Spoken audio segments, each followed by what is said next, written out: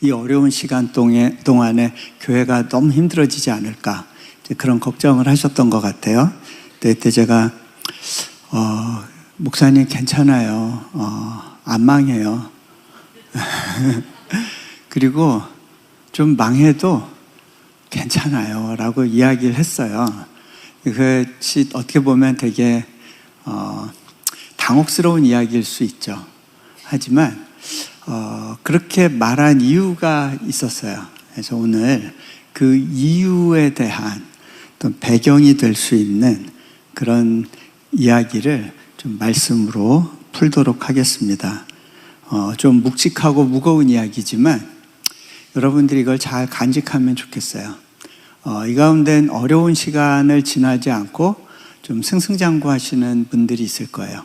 그런 분들은 이 말씀이 마음에 바로 와닿지 않을 수도 있습니다. 하지만 언젠가 당혹스럽고 어려운 시간을 지나게 될 때 이 말씀을 꺼내서 다시 한번 좀 이렇게 주님 앞에 대면하는 시간이 있기를 바랍니다. 우리 같이 잠깐 기도할게요. 하나님, 오늘 이 시간 가운데 함께 하시고 일하여 주시고 또 우리의 마음과 영혼 가운데 주님의 특별한 인상을 심어주시는 그런 시간 되기를 원합니다. 감사합니다. 우리 주 예수 그리스도의 이름으로 기도합니다. 아멘. 지난주에 이제 제가 영적으로 교제하던 자매가 이제 소천을 했어요. 부활이라는 영화에 그 암 환자로 이제 출연해서 그 영상에 담겨졌던 그런 자매입니다. 천정은 자매라고요. 혹시 여러분 가운데 유튜브로 그분 간증을 들어본 분들이 있을 겁니다.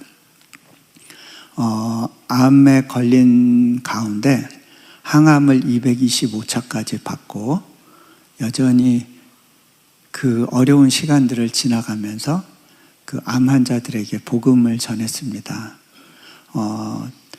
병원에서는 6개월 뒤에 이제 소천할 거라고 이야기를 해줬지만 그리고서 10년을 더 살면서 이 땅 가운데서 참 많은 암 환자들에게 소망을 주고 또 복음을 전해줬던 그러한 자매였는데 지난주에 결국 하나님께서 그 무거운 짐을 벗겨주시고 또 새 몸을 입혀주시는 그런 시간이 있었습니다.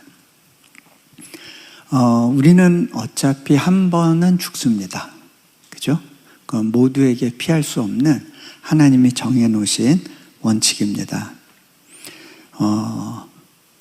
암에 걸려서 죽으나 교통사고로 죽으나 뇌출혈로 죽으나 심장마비로 죽으나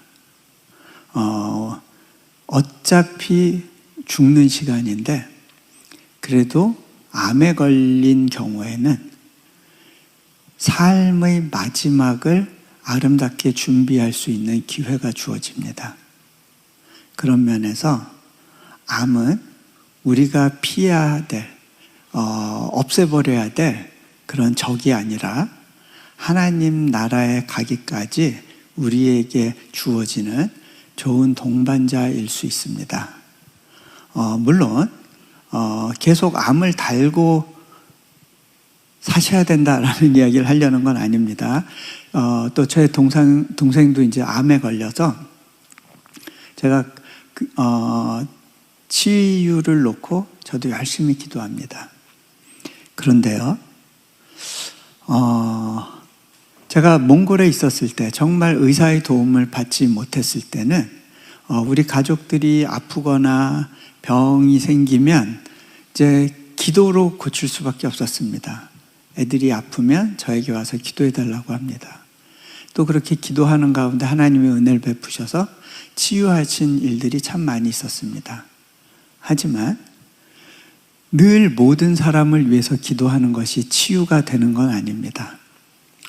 어떤 때는 회의가 될 때도 있었습니다. 하나님, 기도하면 뭐해요? 하나님이 안 고쳐주실 수 있잖아요. 예, 한동안 또 기도를 해도 하나님이 일하시지 않는 것 같은 순간들도 지나갑니다. 그럼에도 불구하고 저는 저희 동생을 위해서 치유를 위해 기도합니다. 하지만 또 기도하는 것은 그 암을 낭비하지 않고 살기를, 그 암을 통해서라도 하나님의 선한 계획이 이루어지기를 또한 기도합니다.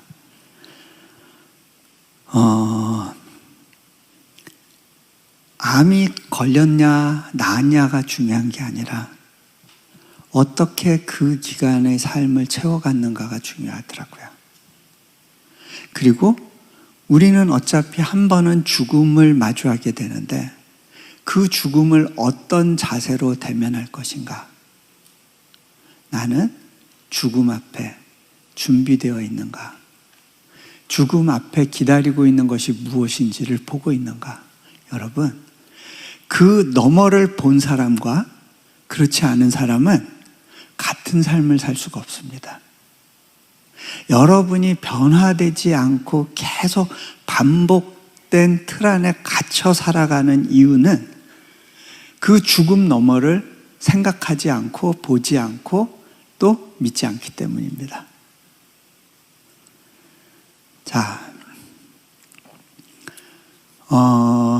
저희 가정에서도 지난 몇 년간 여러 가지 이제 그 위협이라고 느껴지는 순간들을 이제 맞이해야 됐습니다. 저희 아버님이 이제 위암에 걸리셔서 그 치유를 놓고 제가 기도하고 또 아버님의 그 죽음 이후에 대해서 아버님께 준비시켜 드리고 하는 그런 시간이 있었습니다. 그런데 위암을 수술하고 난 다음에 오히려 고혈압이 없어지고 당뇨가 없어지고 몸이 더 좋아지셨어요. 근데 저는 무슨 생각이 들었냐면 하나님이 여러분 그 나이가 되면 오래 사는 게 중요한 게 아니에요. 그죠?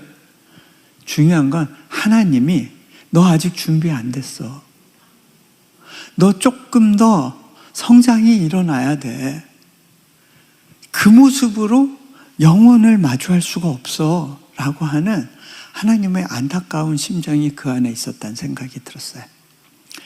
그런가 하면 지난 겨울에 갑작스럽게 저희 장인 어른께서 이제 소천하시게 됐습니다.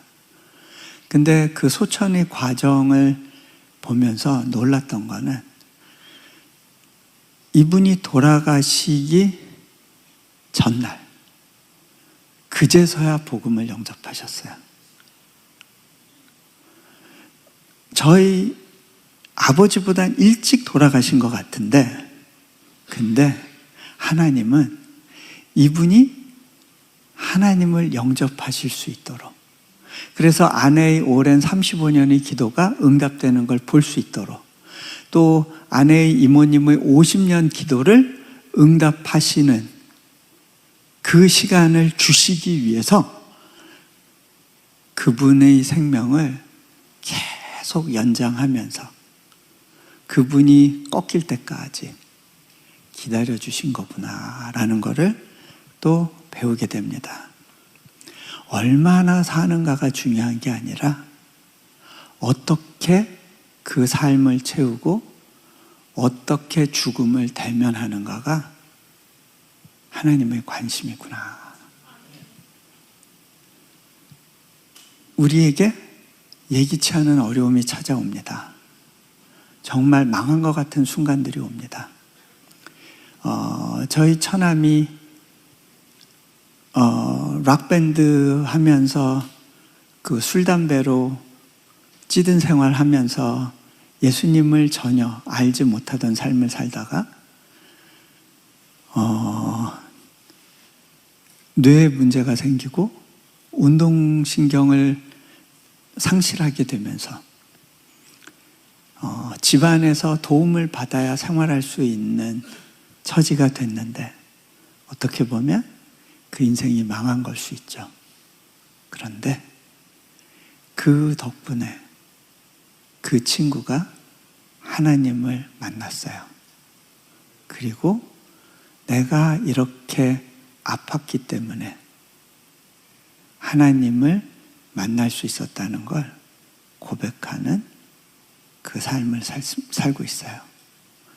여전히 어렵고 버겁지만 죽음 너머가 무엇인지를 보게 되면 차라리 이 땅에서 꺾어지는 과정을 통해서라도 하나님을 만날 수 있었던 것이 그 인생의 배후에 하나님이 가지고 계신 배려와 은혜라는 사실을 또 경험하게 됩니다. 오늘 제가 그래서 성경에서 가장 망한 상태, 그러니까 모든 꿈이 무너지고 하나님의 약속이 이루어지지 않은 것 같았던 한 순간을 가지고 여러분과 좀 대면하려고 합니다. 자, 오늘 읽은 본문의 말씀입니다. 열왕기하 마지막. 왕국이 무너졌습니다. 그 당시 유대 사람들이 알고 있던 그 안정된 세계가 산산조각 나버렸습니다. 그 직전 왕은 포로로 잡혀갔고 마지막 왕은 처참한 죽음을 당해야 됐습니다. 예루살렘 성전은 무너졌고 하나님의 영광은 떠났고 그 거룩한 성전의 집기들은 다 바빌론으로 실려갔습니다. 그 나라의 귀족 자제들도 모두 붙잡혀갔습니다. 나라가 끝난 상황이었습니다. 그 어두웠던 시기를 지나서 여호야긴이 바벨론 왕궁에서 복원되는 이야기로 이 열왕기하 마지막 부분이 끝납니다. 참 미스테리입니다. 죽은 걸로 끝나는 게 아니라 그 다음에 뭔가를 이렇게 딱 힌트를 주면서 열왕기하가 마무리가 됩니다. 이게 어떤 의미일까? 하나님은 왜 이렇게 열왕기하를 마무리하게 하셨을까? 이 부분을 좀 다뤄보면 좋겠습니다. 저는 실은 이 바벨론 왕국의 마지막 부분에 대해서 한 가지 의문이 있었어요. 그 의문은 뭐냐면요, 하나님이 다윗에게 주신 약속이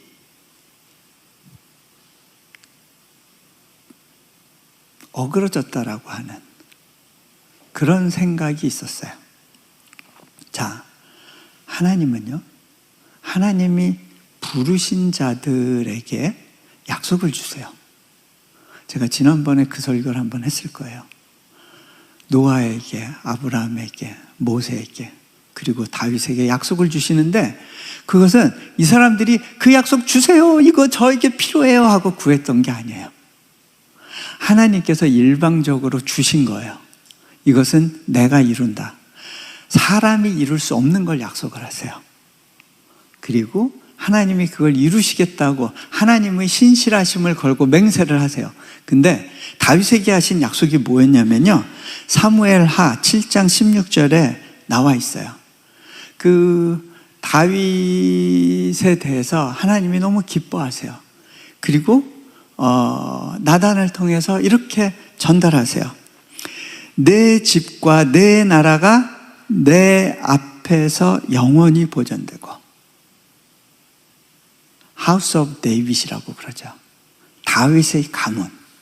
그 가문이 영원히 보존된대요. 그리고 내 왕위가 영원히 견고하리라. 하나님의 약속이에요. 근데 오늘 읽은 장면을 보면 그 왕위가 견고하지 않은 상황임을 보게 돼요. 그 왕위가 무너졌어요. 어떻게 해석해야 될까? 물론 어떤 성경학자들은 이런 식으로 해석을 하기도 할 겁니다.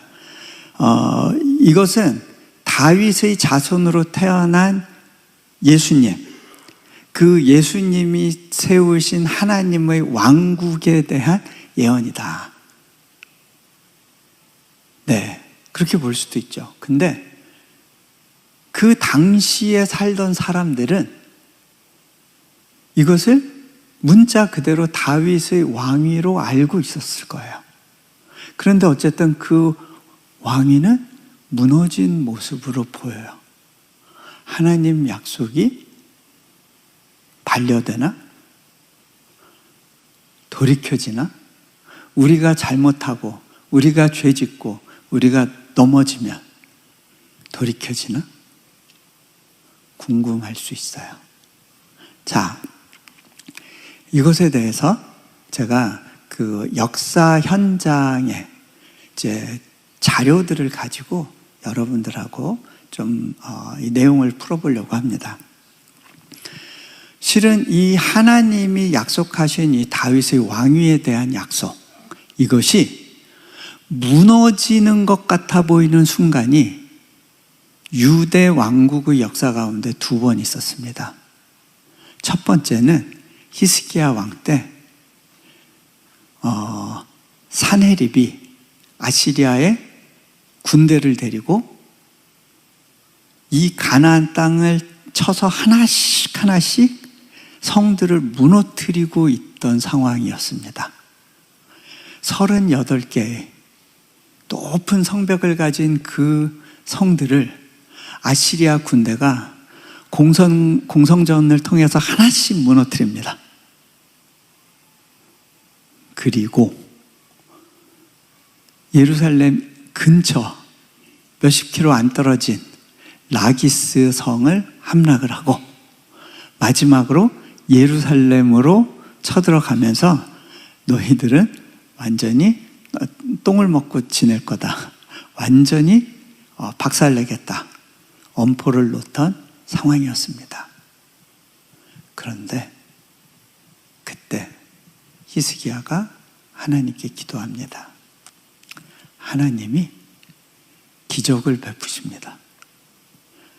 그 중동의 수많은 성 중에 유일하게 예루살렘 성이 함락되지 않은 채 산헤립이 패배하고 그 아수르 왕국이 급기야는 바벨론에게 멸망하는 일이 벌어지는 겁니다. 성경에만 나오는 것이 아니라 고고학 발굴 자료를 통해서도 증명이 됩니다. 자,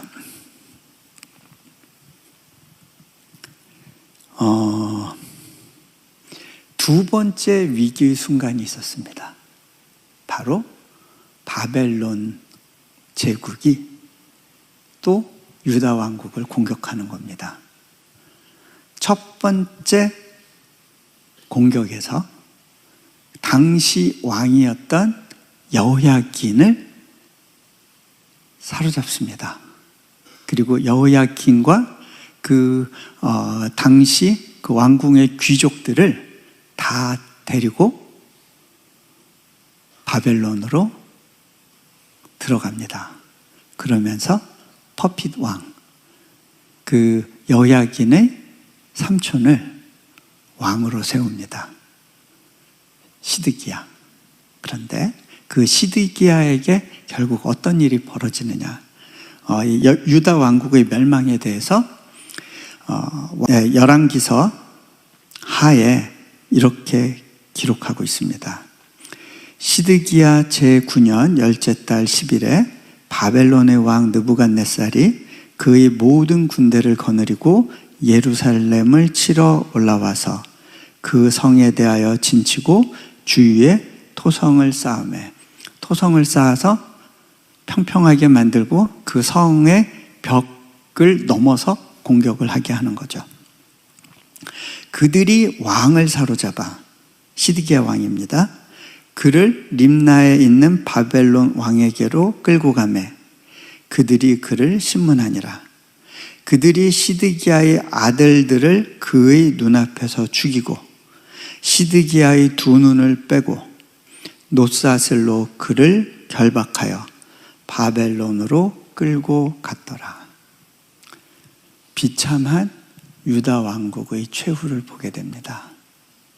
그렇다면 하나님의 다윗을 향해 하셨던 약속은 뭐가 되는 걸까? 그것에 대해서 제가 하나님 편에서 좀 더 설명을 해보도록 하겠습니다. 바벨론 성터가 이제 1910년대에 이제 발굴이 되기 시작합니다.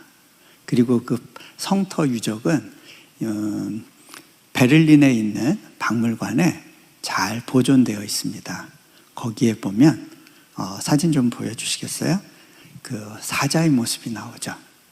바벨론 왕의 위엄을 상징하는 그 바벨론의 우리로 말하면 광화문 내거리에 이렇게 벽이 쫙 쳐져 있습니다. 왕을 향해서 행진하는 그 왕의 행렬을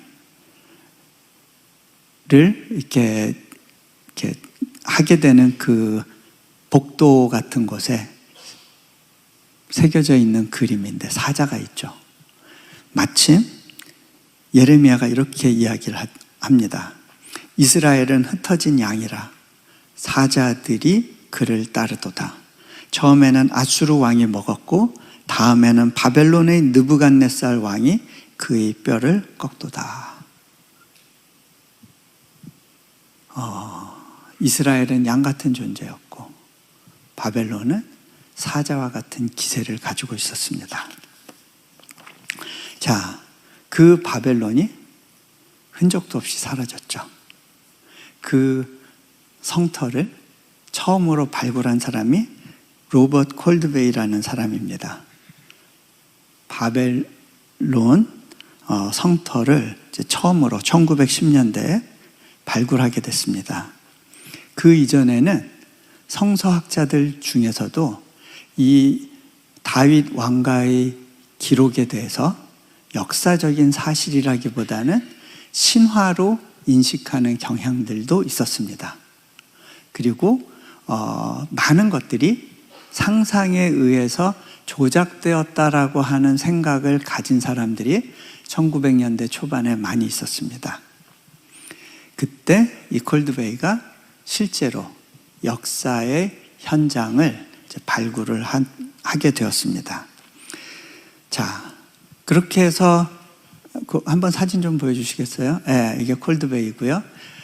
그렇게 해서 이제 그 당시 성터의 그 전반적인 형태에 대해서 이제 조감도를 그릴 수 있게 됐습니다. 그 조감도를 보게 되면 바벨론 성은요, 제가 요 장면과 요 사진들은 그 익스피디션 바이블이라고 하는 유튜브 채널에서 제가 이제 캡처한 거예요. 그래서 사진이 아주 선명하지 않을 수도 있겠는데요. 이 바벨론의 성의 그 위세와 그 화려함을 보면 정말 그 당시 고대 제국 중에서는 최고였습니다. 이스라엘의 그리고 유다의 수많은 백성들이 그 성을 보며 기가 질렸을 겁니다. 당시 이 중동 지역을 경영하는 가장 막강한 권력이었고 최첨단의 기술로 이 도시를 건설하고 있었습니다. 이 성의 중심 도로였던 길이, 그러니까 우리말로 하면 광화문 내거리, 그 길이 위슈타르 게이트라고 하는 그런 문인데요. 그 문을 중심으로 한 그 대로변을, 왕의 행렬을 하는 그 대로변을 이제 콜드웨이가 발굴하게 된 겁니다. 그게 이제 저 모습이고요. 그 발굴을 통해서 나온 수많은 돌조각과 모자이크, 그 타일들을 다 짝을 맞춰서 베를린 박물관에 다음과 같이 복원을 해놨습니다. 네. 아주 그 당시로선 희귀한 청색의 타일을 사용해서 저렇게 엄청난 문과 그 다음에 그 주변 벽 행렬길을 만들었죠. 이 이슈타르 게이트 양옆에 이제 건물 유적도 마침 발견이 돼서 같이 발굴을 하게 됐는데요. 그 건물 중에 하나가 당시 저장고였습니다. 그 여러 가지 식품이나 그 자료들을, 왕궁에 쓸 재료들을 저장하는 그러한 이제 그 저장고였는데요. 그 저장고에서 다수의 쇠기 문자판 그 태블릿이 발견이 됐습니다. 근데 이 태블릿을 사람들이 복원하고 해석하는 과정에서 성경의 한 인물이 그 쇠기판에서 이제 발견이 되는 거예요.